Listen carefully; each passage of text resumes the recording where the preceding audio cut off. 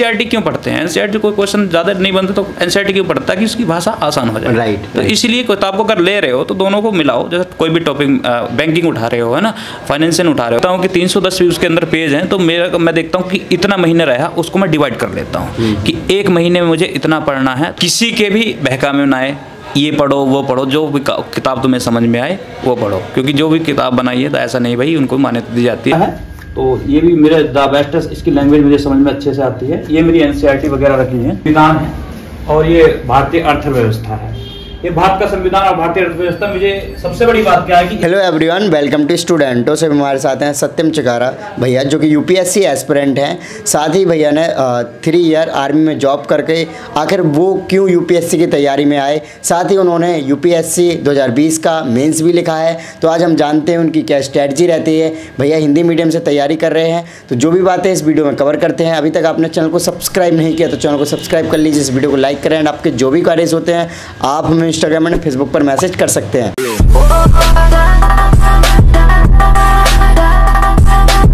मेरा नाम सत्यम चिकारा है और मैं एक यूपीएससी एस्पिरेंट हूँ और कुछ टाइम से मैं यूपीएससी की तैयारी कर रहा हूँ। आज मैं आपको रूम टूर कराता हूँ। चलिए देखिए, ये मेरा सबसे पहले मैं बता देता हूँ, ये मेरा सिलेबस है जिससे मुझे मदद मिलती है सिलेबस से कि कौन सा टॉपिक किस में आएगा। ये मेरा यूपीएससी का है, ये भी, और ये भी यूपीएससी का। ये जीएस मेंस का है और ये हमारा प्री का है। ये अलग अलग है और ये जीएस स्कोर का सबसे बढ़िया है। ठीक है, जीएस स्कोर में पूरा विस्तार से सिलेबस के बारे में बता रखा है। ये मेरी लेक्सिकॉन की 4th पेपर की बुक्स है और ये मेरी हिस्ट्री है, आधुनिक भारत। ठीक है, तो ये है विपिन चंद्रा की बुक है, बहुत अच्छी है। और ये जीव विज्ञान है, मेरे साइंस एंड टेक के लिए बायोलॉजी का है, अच्छा है। और ये मेरा ऑप्शनल का है, मेरी किताब रखी है, भूगोल का है। ये खुल्लर का है, तो ये भी मेरे द बेस्ट, इसकी लैंग्वेज मुझे समझ में अच्छे से आती है। ये मेरी एनसीईआरटी वगैरह रखी है। ठीक है, और ये मेरे नोट्स हैं जो मैं अपने हैंड्स नोट बनाता हूँ अपने खुद से। ठीक है, और ये मेरा बैठ के आराम से जैसे कुछ मुझे करना होता है मंथन वगैरह, तो यहाँ मैं बैठ के आराम से मंथन करता हूँ अपना। और ये मेरा चार्ट लगा रखे हैं मैंने कि जैसे कोई किसी भी डिस्ट्रिक्ट से कोई भी रिलेटेड चीजें हैं। और ये मेरा उत्तराखंड का है, ये उत्तराखंड को जैसे मेरा प्री मतलब यूपीएससी उसका उत्तराखंड प्री का एग्जाम है, तो उसके पर्पज से मुझे हेल्प मिल सके यहाँ। ठीक है, और बाकी ये मेरा है ही सोने का। और मैं आपको बता दूं, इधर मैं आपको बता देता हूँ, ये भारत का संविधान है। आगे वीडियो शुरू करने से पहले आपके लिए इंपॉर्टेंट इन्फॉर्मेशन, अनअकैडमी लेकर आया है। Unacademy civil services championship, India's biggest film based national scholarship test, जहां पर आप जीत सकते हो स्कॉलरशिप एंड 15 करोड़ तक के अमेजिंग प्राइजेस। साथ ही जो भी पार्टिसिपेट इस टेस्ट में पार्टिसिपेशन करेंगे उनको पार्टिसिपेशन सर्टिफिकेट में मिलेगा। जो ये टेस्ट है वो 27 मार्च को होने वाला है, फ्री ऑफ कॉस्ट। तो वीडियो के डिस्क्रिप्शन में लिंक है, जाकर रजिस्टर कर लें। साथ ही मैं आपको अनअकैडमी के एक और ऑफर के बारे में बता दूं, आईएएस ड्रीम ऑफर के बारे में। आपको पता होगा कि अनअकैडमी बहुत सारे कोर्सेज लाते हैं जो कि यूपीएससी की प्रिपरेशन में डेफिनेटली काफ़ी हेल्पफुल होते हैं। सो गाइस, चाहे प्लस कॉम्बो की बात करें या फिर आइकॉनिक, अभी मैं आपको बताऊं जैसे आइकॉनिक या प्लस कॉम्बो के प्राइजेस के बारे में। जैसे हम प्लस कॉम्बो को लेते हैं, जो प्लस कॉम्बो का एक्चुअल प्राइस है वो 55,517 रुपये होता है, लेकिन 10% डिस्काउंट के साथ आपको ये पड़ता है 49,965 रुपये का। लेकिन मैंने अभी आपको बताया था आईएएस ड्रीम ऑफर 20% डिस्काउंट के तहत इसमें आपको 3 मंथ का एडिशनल सब्सक्रिप्शन मिलेगा। चाहे आप 12 मंथ का लें या फिर 18 मंथ का लें या फिर 24 मंथ का लें या फिर 36 मंथ का, इसी तरीके से इन पर भी आपको 3 मंथ का एडिशनल आपको सब्सक्रिप्शन मिलेगा और 10% का डिस्काउंट अलग से मिलेगा अगर आप मेरा कोड स्टूडेंटो यूज़ करते हैं। सो गाइस, जो ये ऑफर है लिमिटेड टाइम के लिए है। वीडियो के डिस्क्रिप्शन में लिंक है, अगर आप परचेस करना चाहते हैं तो जाकर परचेस करें और मेरा कोड स्टूडेंटो जरूर यूज़ करें। और ये भारतीय अर्थव्यवस्था है, ये भारत का संविधान और भारतीय अर्थव्यवस्था। मुझे सबसे बड़ी बात क्या है कि इसकी पेपर क्वालिटी बढ़िया है और इसकी जो सबसे बड़ी कलर में कर रखा है बहुत अच्छा है और औपचारिक भी, फॉर्मर भी है। और ये मैंने प्लस परमेश से खरीदा है ऑनलाइन, तो आप भी खरीद सकते हैं, बहुत बढ़िया है। क्योंकि ये सबसे बड़ी बात क्या है, वो जो पेपर में आता था वो गल जाता है साइड से, ये गलता नहीं है, एकदम हार्ड पेपर में है। और ये मेरा स्टडी है, मैं यहाँ अपनी तैयारी करता हूँ। ये मेरे सीसेट के लिए अपनी बुक्स खरीदा हूँ। ये सबसे बेस्ट बुक में मान जाती है एच डी यादव का। और ये प्रीवियस पेपर के लिए ये तो बहुत जरूरी है देखने के लिए, ये तो जरूरी है। इसको मद्देनजर रखते हुए आप अपने अध्ययन करेंगे तो समझ में आएगा कि क्वेश्चन में क्या पूछा जाता है। और ये इकोनॉमिक्स का है, रमेश सिंह, संजीव वर्मा का, और ये रमेश सिंह का बुक मेरा है। रमेश सिंह के बुक में क्या है कि मैं इन दोनों को कोऑपरेट करके करता हूं, क्योंकि मैं देखता हूं कि कौन सी बुक में क्या है, कौन सी में कौन सी लैंग्वेज मुझे समझ में आती है उसी से मैं पढ़ता हूं। दोनों को मैं एक साथ पढ़ता हूं, ऐसा नहीं कि एक ही पढ़ूंगा, मैं दोनों को एक साथ पढ़ूंगा क्योंकि समझ में आना चाहिए। और ये स्पेक्ट्रम का किताब है। देखिए मैंने बुक्स नोट बनाया है अपना, और इसमें मैंने अपनी भाषा में लिखा है। सबसे बड़ी बात है कि अपनी भाषा में लैंग्वेज को इजी करके वृद्धि एवं विकास की बात करी है। इसमें वृद्धि एक तरफ लिखा, विकास एक तरफ लिखा। जैसे आर्थिक विकास के तरफ लिखे, आर्थिक तत्व इधर लिखा, गैर आर्थिक तत्व इधर लिखा। इसी तरीके से मैंने अपना ये बनाया है, अपनी लैंग्वेज में मैंने इसको बनाया। प्राकृतिक संसाधन, उर्वर जमीन, बंदरगाह, समुद्र। अब आपको उर्वर जमीन आ जाएगा, बंदरगाह, समुद्र तट, खनिज संसाधन। इसको थोड़े से दिमाग में आ जाएगा बंदरगाह, समुद्र तट क्या होते हैं। तो उसका नाम सत्यम चिकारा है और मैंने एमए कर रखा है इकोनॉमिक्स से, और मैं यूपीएससी की प्रिपरेशन कर रहा हूँ 2018 से।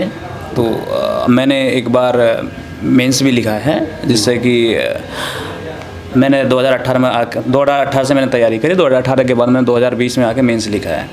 ठीक है। और मैंने 3 साल आर्मी में सर्विस भी की है। एक यूपीएससी में आने के लिए यूपीएससी आने के लिए मैंने इंडियन आर्मी को रिजाइन किया। सो कब से आप यूपीएससी की तैयारी करने के लिए दिल्ली में आए? 2018 में मैं आया था। 2018 सो 2018 क्या सोचकर दिल्ली आई कि दिल्ली में ही यूपीएससी की तैयारी होगी, घर से रहकर भी कर सकते थे, जैसे कि आपने आर्मी भी क्लियर कर रखा, तो ऑब्वियसली बात है कि आपका बैकग्राउंड वगैरह भी ठीक रहा होगा। हाँ, देखिए सबसे बड़ी बात क्या है, इन्वायरमेंट होना बहुत ज़रूरी है। राइट है ना। दिल्ली मुखर्जी नगर में इन्वायरमेंट यूपीएससी के लिए मैं मानता हूँ बहुत ही बेहतर है। ठीक है। और मैंने ऐसा नहीं कि यहीं आके पढ़ाई की, पहले घर पे भी देखा, वहाँ नहीं हुआ। बीच बीच में मैं जाता भी रहा घर पे देखने के लिए कि पढ़ाई होगी नहीं होगी। तो वो मज़ा नहीं आया पढ़ाई में जो दिल्ली में आता है। लाइब्रेरी है, यहाँ के स्टूडेंट्स हैं, उनको देख देख के थोड़ा सा लगता है कि यार लगो तुम भी, है ना। अगर घर रहता तो कहते हैं ना कि गांव में जाते हो वहाँ जाके पढ़ाई करोगे तो दूसरे तो गीदड़ लगेंगे, बाकी तुम शेर दिखोगे। जब शेरों में शेर चलता है ना, जब पता चलता है कौन से में ताकत ज़्यादा है। ठीक है। हाँ, बढ़िया है ना। सो बात की जाए, जैसे कि आप मुखर्जी नगर के पास रह रहे हो, वजीराबाद में। सो आप प्रिपरेशन कर रहे हो, जैसे कि आप सोच के आए होगे कि दिल्ली में ये इन्वायरमेंट मिलेगा, तो क्या सच में आपको वो माहौल यहाँ पे मिल पा रहा है? शेर में शेर आपको टकरा रहा है कुछ ऐसा? हाँ बिल्कुल, शेर में शेर टकराता है। और उससे लगता है कि जब शेर में शेर टकराता है तो उसकी टोन पकड़ते हैं, वो शब्द पकड़ते हैं कि क्या उसकी बेहतर तरीके से पढ़ रहा है या नहीं पढ़ रहा है ना। उसकी जो पॉजिटिविटी होती है उसको हम ऑब्जर्व कर लेते हैं, जो निगेटिविटी होती है उसको छोड़ देते हैं। ये नहीं कि उसको हम बुराई बताएंगे ना। हाँ, उसको बुरा नहीं बताते। जो होता, जो हमको आता हम उसको बता देते हैं, जो उनको आता हम उनको बताते हैं। क्योंकि यूपीएससी एक लंबी जर्नी होती है, तो उसमें कोई बनने से पहले देखना भी पड़ता है यार। ऐसा नहीं है कि तुम देसी बोलने चले जाओ, है ना। वो नहीं करना। ओके। सो जैसे कि आप आर्मी में रहे हो, तो क्या होता है कि आर्मी वाले पर्सन के पास डिसिप्लिन बहुत अच्छा होता है ना।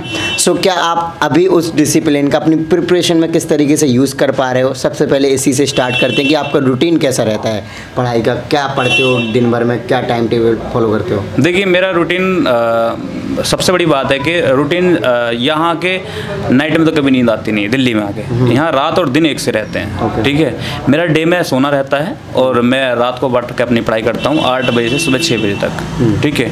उसमें बीच बीच में उठते भी रहते हैं ना, कंटिन्यू तो कोई बैठ ही नहीं सकता है। ठीक है। तो उसमें मैं अपनी पढ़ाई करता हूँ। और डिसिप्लिन की बात करें, अगर मैं अब 6 बजे के बाद सोता हूँ, 6 से 12 तक सोता हूँ, तो जैसे 6 से 12 तक मैं सोऊंगा तो उसके बाद ये नहीं कि मैं 6 से 12 में ही उठूँगा, है ना। बीच में मुझे कुछ काम पड़ गया, किसी ने उठाया तो मैं उठ जाऊँगा। ऐसा नहीं कि बाकी डिस्टर्बेंस हो जाता है, मैं कभी डिस्टर्बेंस नहीं होता, क्योंकि डिसिप्लिन आर्मी में जाके बहुत ज़्यादा मिलता है यार, है ना। उसमें जाके तो ये लगा लो कि किसी भी चीज़ से वो पीछे नहीं हटता और ना ही वो किसी चीज़ को ना करता है। ठीक है।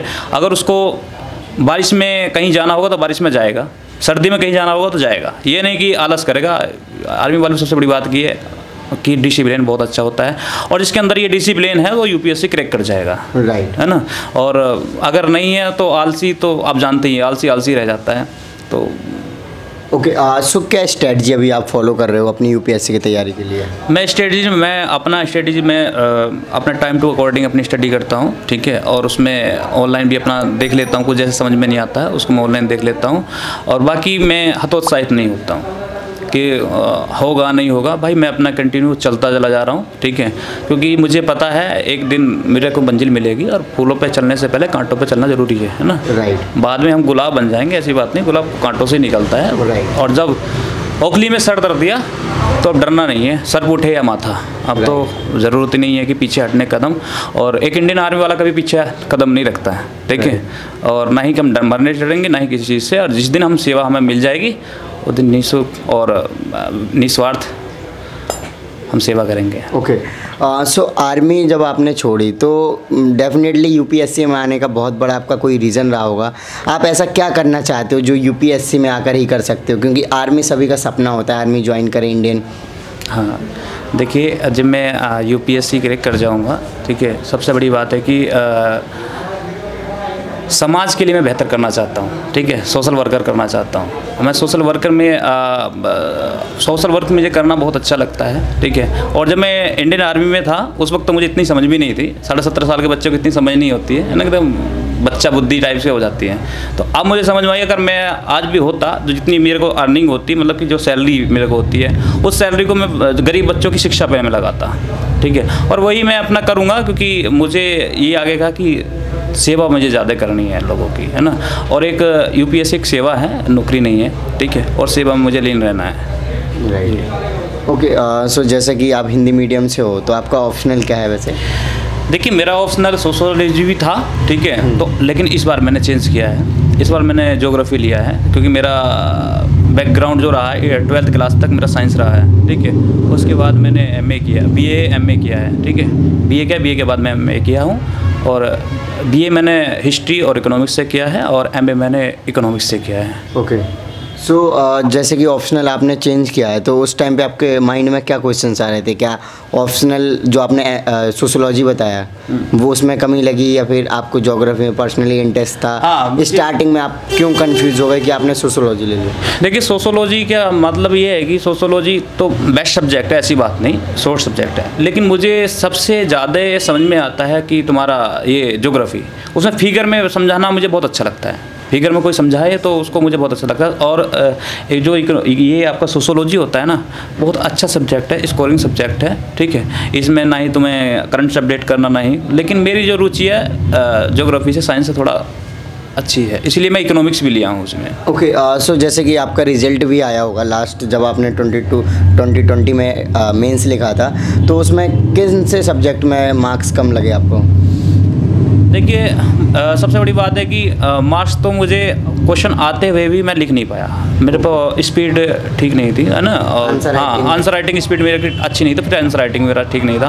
हालांकि मैं क्वेश्चन जानते हुए भी क्वेश्चन को अटेम्प्ट नहीं कर पाया।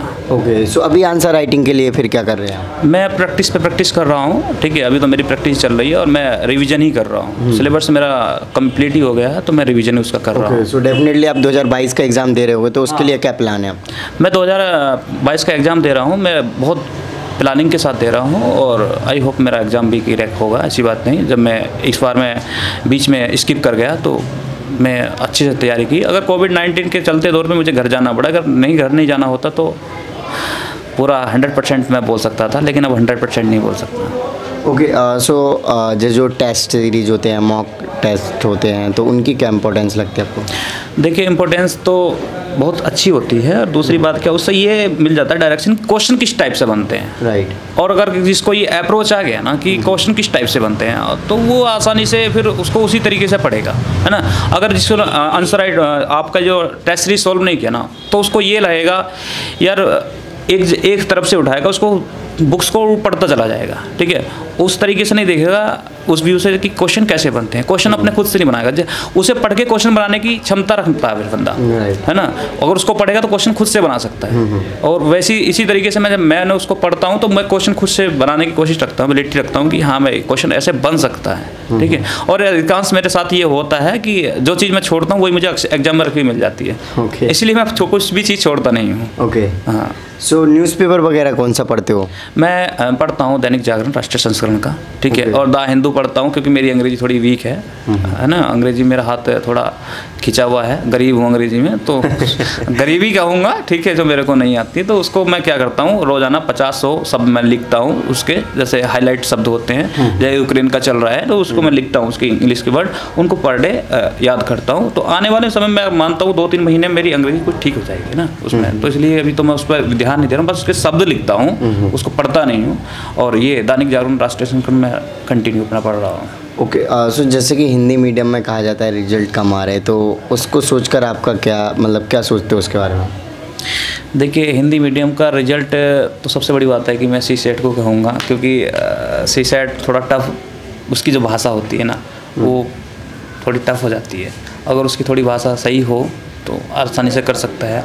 और दूसरी बात कि जो प्री क्वालिफाई कर जाता है और उसकी आंसर राइटिंग पर थोड़ी दिक्कत आ जाती है, ठीक है। दूसरी बात, जो हिंदी मीडियम के बच्चे होते हैं गुमराह ज़्यादा हो जाते हैं वो, क्योंकि उनको मटेरियल मिलता है, ये वेबसाइट अच्छी है, ये किताब अच्छी है, ये किताब अच्छी है ना। आपको पता मार्केट में पूरा ब्रह्मांड है कि बुक्स ही बुक्स हैं ना, ये सर वो सर है ना, तो कोई गारंटी देगा, कोई कुछ देगा। लेकिन मेरा मानना ये है, एक किताब पढ़ो, चयनित किताब पढ़ो। मैंने जब प्री दिया था तो मैंने एक किताब को उठा के उसको पढ़ा, ठीक है, और आसानी से उससे बन जाते हैं, ठीक है, इतना नहीं कुछ भी। और एक तुम्हें कॉमन सेंस भी होना चाहिए, कॉमन सेंस लगाना जरूरी है, नहीं कि किताब का ही मिलेगा, तुम्हें कॉमन सेंस भी लगाना पड़ेगा उसमें। तो ऐसा नहीं है कि भाई हिंदी मीडियम का रिजल्ट पिटेगा, तो उसमें यह है कि एक चयनित किताब पढ़ी है, ठीक है, अगर उसको पढ़ोगे सारे चीज़ें उससे, ये नहीं कि भाई सब अलग अलग लगेंगे, लेकिन इतना हो सकता है परिभाषा सब अलग अलग तरीके से देते हैं, राइट, है ना, परिभाषा सब अलग तरीके से देते हैं, जिनको परिभाषा अच्छे से समझ में आती है। अब जैसे मैंने आपको बताया, अभी अर्थशास्त्र की मैं 2 किताबें पढ़ रहा हूँ, संजीव वर्मा और अमित सिंह, ठीक है, तो उसमें देखता हूँ जिसकी भाषा मुझे आसान लगती है ना, मैं उसकी भाषा को ऑब्जर्व करता हूँ, एक बार भाषा समझ में आ जाए। एनसीईआरटी क्यों पढ़ते हैं? एनसीईआरटी कोई क्वेश्चन ज़्यादा नहीं बनते तो एनसीईआरटी क्यों पढ़ता है कि उसकी भाषा आसान हो जाए, राइट। तो इसीलिए किताब को अगर ले रहे हो तो दोनों को मिलाओ। जैसे कोई भी टॉपिक, बैंकिंग उठा रहे हो, है ना, फाइनेंशियल उठा रहे हो, कोई भी चीज़ें उठा रहे हो, तो उसको दोनों की डेफिनेशन पढ़ो, जो से ईजी रखो, उसको अपना हैंड नोट्स बना लो, इसी तरीके से। बस फिर उसके बाद तो कॉमन सेंस लगाना होता है, क्या है क्या नहीं। हाँ जी। सो एवरेज आप कितने घंटे पढ़ लेते हो डेली? देखिए, अभी तो मेरा टाइमिंग थोड़ा कम, जब होली से आया हूँ, बाकी तो मेरा चल रहा था 12-13 घंटे चल रहा था, है ना। हाँ, क्योंकि इस बार है तो क्लियर करना है, कुछ भी हो जाए, बस वही सबसे बड़ी बात है ना। जब आर्मी को रिजाइन किया है तो सीधी बात है, अभी जॉबलेस है ना, अनएम्प्लॉयड हैं, तो भाई अभी घर को की बात, पैसे पे है ना, इकोनॉमी पर निर्भर हैं, तो अपना खुद की होती तो कोई दिक्कत नहीं। अब उसको छोड़ के आए हैं तो एक बात समाज के दिमाग में यही आ जाती, बताओ नौकरी छोड़ दी, वहाँ चले गए, और अपने दिल और दिमाग में सिर्फ यूपीएससी है, कोई और चीज़ है नहीं। स्टेट भी मैं देता नहीं हूँ, लेकिन इस बार मैंने स्टेट का अप्लाई किया है, इसीलिए मैंने राजस्थान का है मेरा, और तुम्हारा उत्तर प्रदेश आया है अभी, उसमें भी मैं दूंगा, क्योंकि समाज सेवा करना है। तो समाज सेवा तो क्वेश्चन ये बनता है, समाज सेवा तो भाई आर्मी भी हो रही होगी, कुछ बच्चों को हो रहा होगा, समाज सेवा तो आर्मी भी हो रही होगी, है ना, लेकिन वो ठीक है। समाज सेवा हम भाई बाह्य कर रहे थे, है ना, मतलब कि आउटर कर रहे थे, बॉर्डर पे कर रहे थे, तो और भाई है मेरे परिवार में, ऐसी बात नहीं, वो कर रहे हैं। और मैं इंटरनल भी तो होनी जरूरी है ना। भूखमरी माला के बाहर से सेवा तुम करते रहो और अंदर तुम्हारा गड़बड़ा में होता रहे सिस्टम, वो ठीक नहीं है ना। अंदर भी तो करनी जरूरी है ना, शिक्षा दिलानी है, कुपोषण से लोगों को बचाना, स्वास्थ्य उनको देना है, तो ये चीज़ें जरूरी हैं। पता चल रहा है अंदर ही भ्रष्टाचार फैला हुआ है, सब चीज़ अंदर ही हो रहा है, एक दूसरे को मार काट के खा रहा है, वो भी चीज़ें जरूरी है। हाँ, पता है हम बाहर खड़े हथियार लेके और हमारे अंदर ही घर में लड़ाई है और दूसरों के सुलझाने के चली गए, वो चीज़ अच्छा नहीं है ना। तो उस चीज़ को हमें पहले अपने घर को मजबूत करना है, तब जाकर दूसरों को समझाना है। तो सब पहली बात तो ये होता है कि गांव में कहावत है ना कि पहले घर को अपने मजबूत करो, जब दूसरों को कहो। ओके, सो बात की जाए स्टे मोटिवेट रखने के लिए आप क्या करते हैं, फिर कौन से आइडियल हैं? देखिए, आइडियल की तो मैं बात करूं, मेरे आइडियल हैं, एक आनंद पटेल सर हैं, वो आईपीएस हैं, ठीक है, वो मेरे आइडियल हैं, और वो मेरे 2020 से ही मेरे साथ लगे हुए हैं, वो मेरे आइडियल हैं, वो मुझे मोटिवेट करते रहते हैं। और एक दो मेरे और भी हैं, रिलेटिव हैं, जो मुझे मोटिवेट करते रहते हैं। लेकिन मैं किसी की सच्चाई तो ये है कि मैं झूठ नहीं बोल रहा हूँ कि मैं किसी की वीडियो नहीं देखता मोटिवेशन के लिए। कभी देख लेता हूँ तो लावासना की मैं वीडियो देख लेता हूँ, वहाँ जब जाते हैं लोग, है ना, वहाँ डांस वगैरह करते हैं, वो मुझे थोड़ा अच्छा लगता है। बाकी मैं किसी के, क्योंकि जो मोटिवेशन करते हैं ना फेसबुक पे किसी पे, है ना, वो थोड़ी देर के लिए मोटिवेशन रहता है। Right right. है ना। और जो तुम जो अपना व्यक्तिगत मोटिवेशन कर रहा ना, वो अलग ही चीज़ है, अनुभव है। अब इतने तमाम यूट्यूब पे यार इतने तमाम लोग हैं मोटिवेशन करने वाला, किस किस का मोटिवेशन देखोगे, और चिल्लाते इतना है, और उनको खुद को तो देखो उन्होंने क्या कर रखा है ना। मोटिवेशन उनसे हो जो उन्होंने बहुत कुछ कर रखा है। यार अच्छे टीचर होते हैं, कभी देखा होगा अच्छे टीचर कभी मोटिवेशन नहीं करते, वो सिर्फ पढ़ाने में लगे रहते हैं। वही तुम मेहनत नहीं करोगे तो क्या मोटिवेशन से क्या होगा। बस 5-7 मिनट के लिए तुम्हारे दिल में आग रहेगी, अरे कर लेते हैं, लेकिन जब तक तुम्हारे आइडल ना हो, आइडल होना जरूरी है, गुरु होना जरूरी है। कहीं तुम फंसते हो तो गुरु ही निकालेगा, और तुम्हें कोई नहीं निकाल सकता। तो मैंने भी अपने गुरु को बना रखा। कहीं ये दिक्कत आती है, कुछ लोग ऐसे होते हैं ना समाज में, तोड़ देते हैं, यार तुमसे कुछ नहीं हो रहा यार, तुमसे कुछ नहीं हो रहा।